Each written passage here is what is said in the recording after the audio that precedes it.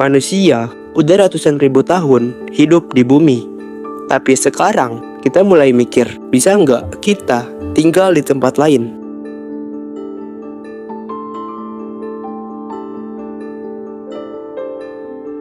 Bukan cuma NASA, perusahaan swasta kayak SpaceX, Blue Origin, bahkan Cina udah mulai serius buat eksplorasi ke Mars. Ada yang bilang di tahun 2045 manusia bakal punya koloni pertama di sana. Tapi sebenarnya apakah ini mungkin? Apa kita beneran bisa hidup di Mars? Atau ini cuma ambisi yang terlalu besar? Sebelum ngomongin kemungkinan, kita harus lihat dulu kondisi Mars dibandingkan dengan kondisi di bumi. Yang pertama adalah kondisi oksigen. Bumi terdiri dari 78% nitrogen dan 21% oksigen yang bisa langsung dihirup. Sedangkan Mars terdiri dari 95% karbon dioksida dan 1% oksigen. Kedua, kita harus bandingin suhu di bumi dan suhu di Mars.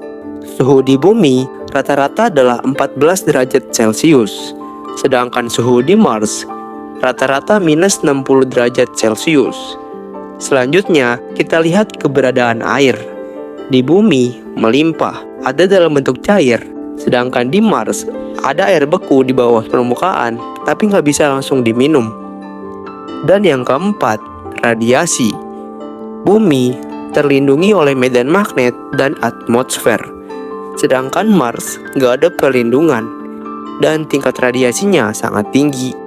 Dari data ini aja udah jelas kalau Mars bukan tempat yang ramah buat manusia. Kalau kita mau tinggal di sana, kita harus nyari solusi buat nyelesain semua masalah ini. Kalau manusia mau tinggal di Mars, apa aja yang dibutuhin? Yang pastinya adalah sistem oksigen. NASA lagi riset teknologi MOXIE atau Mars Oxygen In Situ Resource Utilization Experiment. Alat yang bisa ubah karbon dioksida di Mars jadi oksigen. Tapi produksinya masih kecil, belum cukup buat komunitas besar. Suhu di Mars dan radiasi tinggi.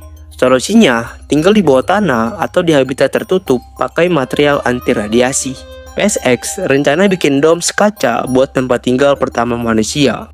Tanah di Mars penuh zat beracun, jadi tanaman gak bisa tumbuh langsung. Solusinya hidroponik dalam ruangan atau modifikasi tanah pakai bakteri khusus. Masalahnya, teknologi ini masih dalam tahap eksperimen. Artinya, kalau manusia ke Mars dalam 20 tahun ke depan, mereka pasti bakal bawa suplai dari bumi. Sekarang, kita ngomongin biaya. Berapa sih harga buat pergi ke Mars? Jika kita melihat harga pesawat luar angkasa sekarang, ini biayanya.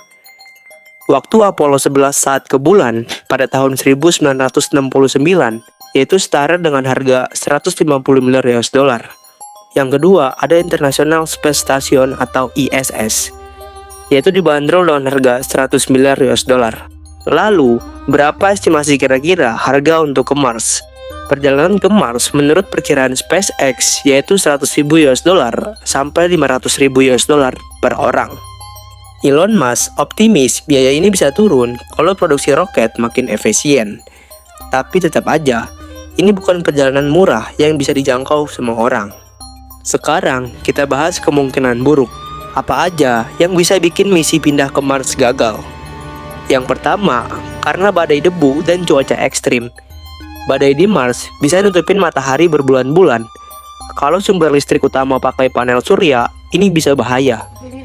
Yang kedua, kesehatan manusia. Radiasi tinggi bisa bikin kanker.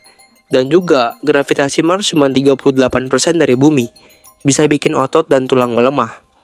Dan yang ketiga adalah ketergantungan dengan bumi. Butuh suplai makanan dan oksigen dari bumi dalam jangka panjang. Kalau ada masalah politik atau ekonomi di bumi, bisa berpengaruh ke koloni Mars.